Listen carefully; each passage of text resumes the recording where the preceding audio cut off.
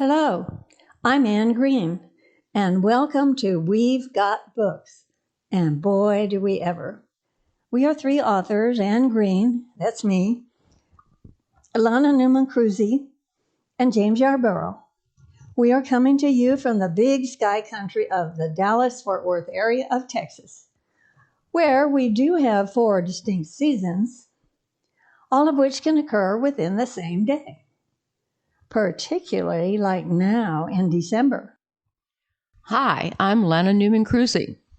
And I'm James Yarbrough. We'll be your hosts for We've Got Books, and we're excited to be connecting with you.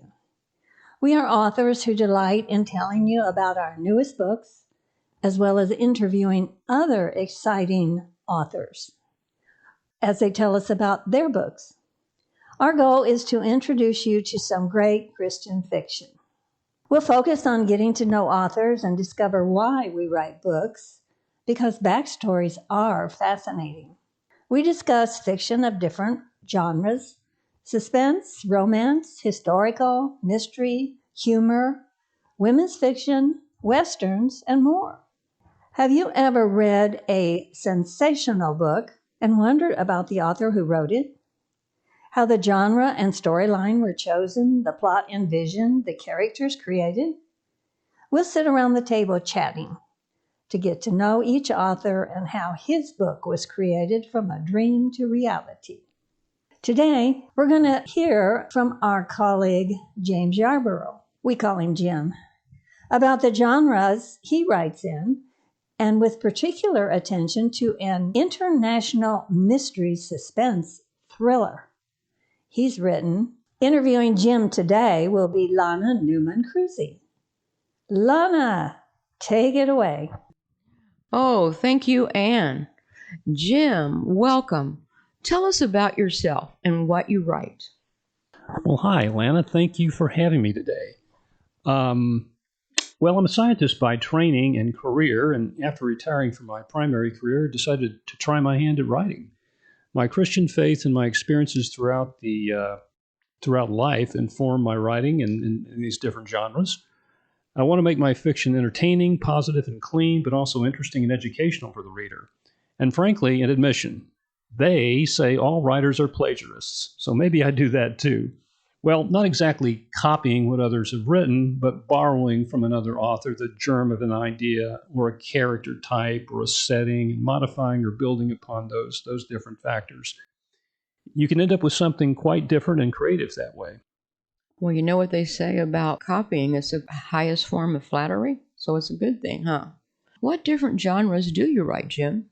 Well, I write quite a few, as it turns out. I write humor short stories, 7 volumes of those so far.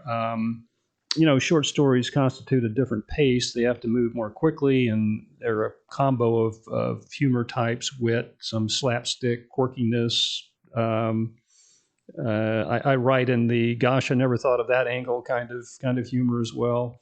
I've written 2 romantic comedies. That's a different kind of humor there, since romantic love is a big motivator in that storyline. I've also written a cozy mystery, still a different kind of humor there. And I've written a science fiction space adventure for teen boys, along the lines of, and this really dates me, along the lines of the Johnny Quest adventures for boys back in the 70s. Oh boy. That one's based upon real-world technology for mining water on the moon, which may actually happen in the next 5 to 10 years. And then I've written a full-length international mystery suspense thriller. Wow, I think you've done it all, Jim, and with that great science background. Yes, the mystery suspense novel. That's what I want to talk to you about today. Tell us about this one. I will, thank you. The title of the book is Killer App. It's sort of a novel of what-ifs. From the plot standpoint, one of the what-ifs is, what if in the near future people can employ artificial intelligence-powered computers to commit very sophisticated, virtually impossible to detect frauds? Oh dear. I can imagine that's something that could happen today even. Yes, you're right, very much so. In Killer App, the particular fraud here is using artificial intelligence-powered computers to borrow money from any bank in super fast time, make more money with that borrowed money, and then return the funds to the bank so fast the people responsible are not even detected. And there's a related term for this sort of thing in rapid stock trading. It's called ultra low latency. So you can immediately see how this might be a big problem. And it would be an even bigger problem if the perpetrators decide not to return the money. So because of the potential for loss of a lot of money, there's a life-threatening violence potential here that wouldn't be far behind. That's a real scary possibility. I think I'm a little scared, Jim. There are other what ifs in Killer App. Tell us about those, please. Yes, definitely. Another what if regards the characters and interactions among themselves. Even though the main female character is a highly successful person, she wonders about her life choices. She's struggling spiritually. She plays out some what ifs in her mind and then actually experiences some of those through a lot of stresses and strains and dangers as part of the story. One of the main male characters goes through his own personality challenging what ifs too. So I don't want to give too much of the details away, but there are multiple personal struggles going on in the background while the main plot plays itself out. I'll just say YHTRTB. That is, you have to read the book to learn how these what ifs are resolved or aren't. Oh my. Can you give us some more hints about the characters? Yes. In Killer App, Kimberly Pakenham is a brilliant young English economist who has risen remarkably in her career.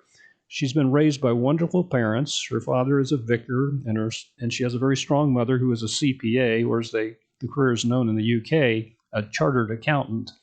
Kimberly is an advisor to banks and governments all over the world, but her home base is in London. In keeping with the technologies and the times, she urges her London bank to go all in on what's called artificial intelligence financial technology, or AI fintech, whatever the consequences. Sounds like an exciting, nearly perfect life, doesn't it? Well, as I said earlier, the reader will also learn Kimberly is very troubled about her personal life. She's a person who, having been raised in a loving Christian home, has become in the 15 to 20 years thereafter a very high-profile leader in finance. But she has neglected her spiritual side and atrophied in her faith. In Killer App, Kimberly encounters stresses and dangers that make her reconsider her faith. You've given us a lot to think about and very interesting topics, interesting characters. How about some other main characters? Yes, Kimberly's husband, Devin, is an Oxford University professor, very successful in his own right. He's an agnostic, though. He's an academic who is coolly cynical, as I describe him. And Devin and Kimberly's marriage has dissolved into an empty and loveless sameness defined by their careers. In a way, this is a story of watch out what you ask for because you may get it. Success has contributed to disappointments in their lives, certainly. Kimberly seizes upon an exciting career opportunity in AI, but as the story develops, she encounters criminal evil in the work, which increasingly unnerves and threatens her. So I better not give any more details about the plot. YHTRTB. Okay, you're giving us lots of reasons also to YHTRTB. Okay, you've got to share something about other characters, please. Okay. So there's a Robert Headington is one of the characters. He's the Dean of Chief Inspectors in Britain's MI5, which is the UK's Internal Security Service. I describe Chief Inspector Headington as the kind of professional who reads 5 books about dental hygiene before selecting the right floss to use. So he's very professional and thorough. And then there's Craig Ruskin, a tough-as-nails FBI special agent from Wyoming, a tall muscle man, former Special Forces veteran, a guy who gets things done, but who also happens to have cybersecurity and law degrees. But Ruskin is a widower, and he's also doing some deep personal soul-searching about his late wife and missing her terribly. To further complicate matters, there's this personal connection that develops between Craig and Kimberly. Understandable, but potentially dangerous. Headington and Ruskin work together to plumb the shadows of what supercomputer fraud might be happening. And as it turns out, keeping a close eye on Kimberly as well. And then there's Sir Peter Harding, Kimberly's 60-something colleague at the London Bank and a poster child for British professionalism, efficiency, and decency. The man's an Oxford graduate, a Royal Navy hero, a world leader in finance, a wonderful family man, and an unstinting mentor to Kimberly. There are others, but I'll pause there since I've probably given away too much of the story already. Well, this really is fascinating, Jim. You've given us, again, so much to think about. What makes Killer App a distinctive book in your opinion? What about the book should make readers excited? Well, for one thing, Killer App has an international flavor with fast-paced action in several international locales in the UK, Russia, Finland, as well as various places in the US. It turns out that over the years, my wife and I have visited these various venues in the novel, so it was fun injecting my own personal take into the surroundings, and I hope the reader enjoys that. Second, I focused on developing the characters carefully, so hopefully the reader appreciates the distinctiveness of each and can identify with them better. Third, I think what I outline about the technology is a good overall representation of what's behind hyper-fast computer transactions and stock trading. So it's thought-provoking to consider what AI technology may be introducing into our lives, both good and bad. And then amid all the action in Killer App, we also weave in internal struggles and uncertainties that each of the characters is experiencing. And along those lines, I think Kimberly's story is instructive about what happens to a lot of intelligent, high-achieving people in our current times. Many lose sight of the virtues and timelessness of the faith and due to focus on worldly success. In Kimberly's case, as the reader will see, she goes through pain and suffering that points her back to belief.